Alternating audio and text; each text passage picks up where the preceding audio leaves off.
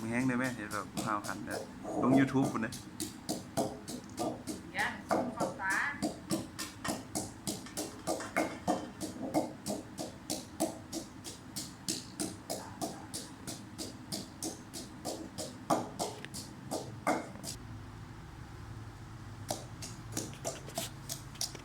อุ้ยเหี้ย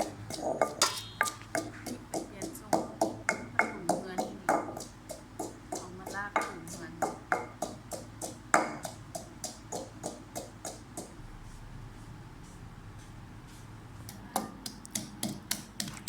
นี่หยัง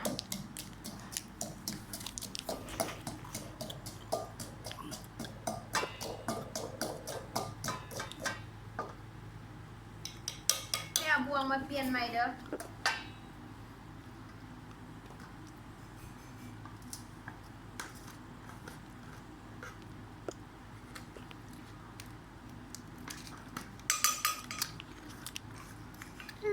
ยิ้ม ด้วยอีกละเดี๋ยวคุยกัน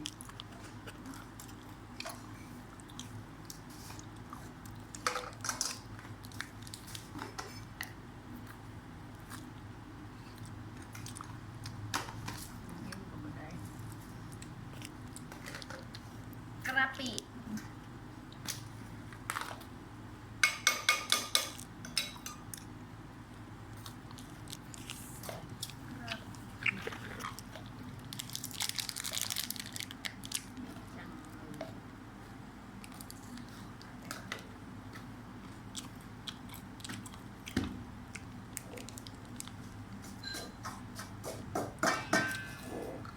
เขื่อนอีกปันไดสิได้กินเนาะ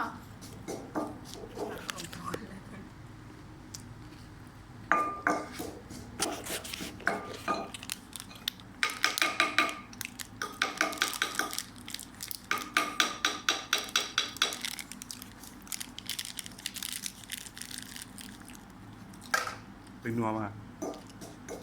หลายๆแล้วแม่กินแล้วมา แค่หน่อยเดียวเทียบเต็มอ่ะ